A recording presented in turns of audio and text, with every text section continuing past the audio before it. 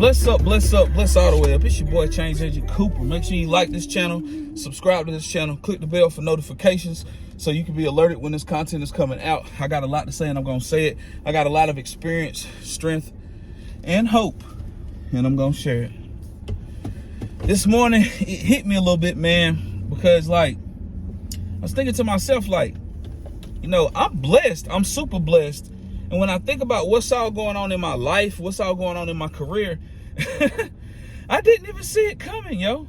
I didn't even see it coming, but I was obedient. I was obedient to God. And what does obedience look like? Well, it looks like me being consistent with my, with being in the Word. It looks like, staying connected to solid people who I know God put in my life. Iron sharpens iron. It looks like service. It looks like helping my fellow man. You feel me? I stayed working. I kept my work ethic solid. I worked as a man with integrity. You heard? I showed up. I worked extra. Took care of my family. I consistently done those things. And God came out of nowhere with what my career was going to be. It's crazy. He came out of nowhere with a 1-2, like, blink up, I got you, son. And let me explain. So, man, it was like 2015, 2016. I was working at the community college. I was an administrative assistant. I knew I had, more potential. Everybody reminded me about how much potential I had. Shout out to Rebecca Howe. Shout out to Ali Khan. Shout out to Jenna, shout out to Shayna Huff, shout out to Heather Pack, shout out to Chrissy, shout out to them, shout out to Dr. Fox, those people that at the community college, they used to remind me of how much potential I had, you see. But I was in a position at the community college as an administrative assistant, and I knew it was more to life. And working in academia, mostly everybody to them, to level up, you need to go get a 4-year degree, a master's degree. That's the mindset of a lot of folks in academia. So I ended up going back, working on my 4-year degree. I didn't really know what I wanted to do for sure, but I knew I didn't want to do social work. And the reason why I didn't want to do social work is because I got burnt out. See, I was in the Human Services Technologies program, and I was working full-time. Actually, I was working 2 jobs at the time. In the behavioral health field. So it's just a lot, man. And anybody that does social work, I salute you. And y'all know how it be, man. It can overwhelm you. It'll burn you out if you're not careful. And that's what happened with your boy. So, in my mind, I was like, I know one thing I don't want to do, and that's social working. So I ended up going back to Western. Believe it or not, I ended up going back to Western for computer information systems.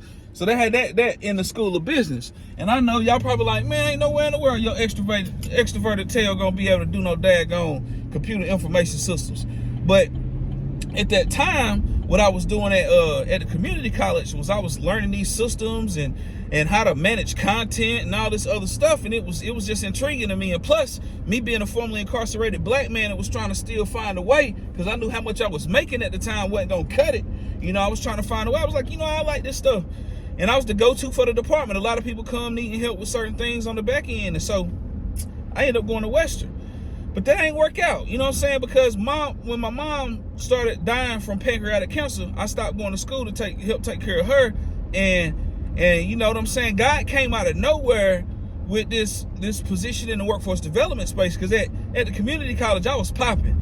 In 2016, I started being known for helping people with backgrounds get jobs. Shout out to the Vera Pathways program for providing solid people that was worth advocating for, to get jobs, because they were serious about life and goals and staying out of prison. And as I started doing that, I made a name for myself, and I got recruited in the workforce development space. Shout out to a guy named Michael Carter. But I didn't even see that coming, homie. I didn't even see that coming. I was an administrative assistant. You hear me? Administrative assistant, designated school official, working with international students on the admission side, collecting documentation and checking off paperwork. That's what I was doing, yo. And I knew I had more in me though, bro. Because what was happening was people was coming from the community, they go back to school. Anybody black from the community, they come to the community college, they coming to see me. They would say, go up there, make sure you talk to Philip. And the more I started to see my worth and what my contribution was, over the years, seeing people that I helped with their FAFSA, that I helped with their scholarships, and then see them walking the stage, a couple years later, that right there showed me like, bro, you got something to offer. And everybody reminded me about it at the community college. That's why I'm forever grateful. That's why I'm always pouring out into people too. You dig? Because what it is like people don't really know that. Sometimes people don't really know their worth unless you give them the business. You got to give them the business. And see, for me, I needed people to give me the business. You dig?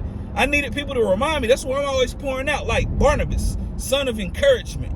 You know what I'm saying? Like, and I challenge y'all, man, to pour out, and make sure you get poured into. It's like that. Make sure somebody pouring into your cup. You steady be pouring out into others, because people activated that inside of me, man. Because I knew I could do more, but I wasn't making no effort to do more. I was there. I knew there was more, but there was people around me that was like, you know, you got so much potential. I see all them students standing around your workspace. And many of y'all remember how them days was when I was working at the community college from 2014. Well, when I was working in student services from 2014 to 2017, have a whole congregation around my workspace in the Bailey building. You heard? Yeah. Committed to the people. You know, and it's a blessing, man. Like, I did this video just because, like, I was thinking back, like, I didn't really know what I was gonna do. You know what I'm saying? I didn't know what I was gonna do with my career. I didn't know what my career was gonna be.